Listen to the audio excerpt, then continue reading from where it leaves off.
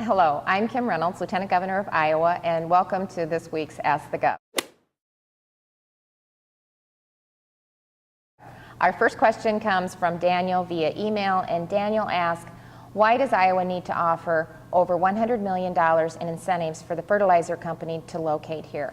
Well, Daniel, that's a great question, and we really were excited this week to announce the biggest direct investment in Iowa of $1.4 billion for the Iowa Fertilizer Company, which will be locating in Lee County.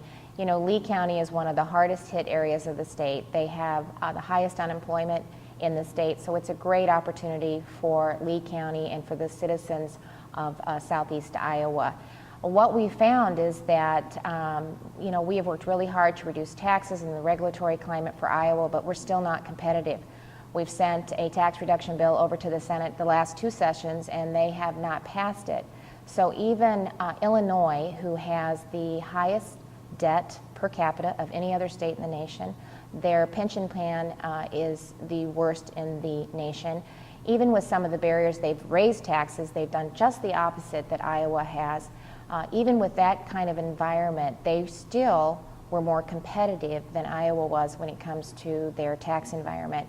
So what we're hoping is, and what we intend to do, is right now the incentive package is 50 million, and it's our intent to go back to the legislature next year and look at how we can reduce the personal and corporate income taxes so that it will have a more competitive environment, and we won't need to offer the type of incentives that we did to ensure that we could keep this company, have them invest in Iowa, have them invest in Iowans, and really continue to grow our economy.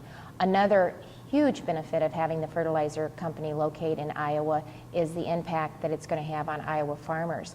Farm Bureau has anticipated or has said that it would be a $240 million annual savings to farmers by having the fertilizer plant locate in Iowa, because it will reduce the cost. So there's many benefits from having them locate in Iowa, a lot of job opportunities for southeast Iowa and especially for Lee County. And as I indicated, our goal is this incentive package will be $50 million, and we'll have the opportunity to work with the legislature to reduce taxes so that we'll be more competitive as we work to bring future businesses and help our existing businesses expand in Iowa. Our second question is from Cassie, who asks, you have been very involved in the STEM initiative, and I just wondered what steps you've taken to get more schools involved with you. Well, thanks for that question. I really appreciate it. I am so honored to serve as the co-chair with University of Northern Iowa Ben Allen on the Governor's STEM Advisory Council. We've made wonderful progress in the last year. We have divided the state up into 6 regions. We've identified hubs in each one of the regions. We have just hired a manager for each one of the various regions.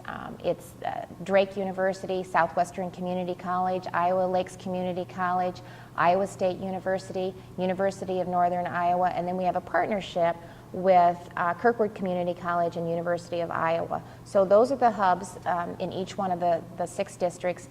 Each one of those have a manager, and the manager is actually charged with reaching out to each of the school districts, the nonprofits, as well as business and community leaders within their region to take a look at what's being offered right now and where some of the opportunities are to expand STEM initiatives within the region.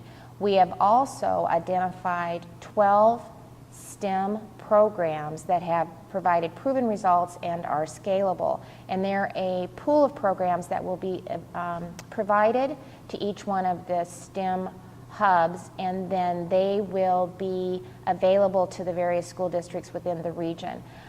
While we've divided the state up in region, we're still also encouraging the STEM managers and the hubs to work across the network lines when and where that makes sense. So we've identified programs, it has curriculums, there are programs that are working, and we are getting those to each one of the hubs, and then that manager will be working with teachers and school districts and nonprofits all across their region to highlight the programs that we have available, because our goal for the STEM initiative is to increase student interest and achievement in science, technology, engineering, and math, and to make sure that kids have access to these great programs no matter where they live, in addition to mapping the STEM initiatives to economic development so that we can have an educated workforce ready to meet the needs of business as we continue to work to grow our economy. And then we also want to make sure that we have teachers in the pipeline that are excited and knowledgeable about teaching the various STEM disciplines. One of the other things that we're doing, and I hope if we're in your area you'll be able to attend it, is we are holding 14 STEM community conversations across the state of Iowa. You can go to my website or you can go to iowa.stem.gov and you'll be able to see the schedule there of the different communities that we'll be in.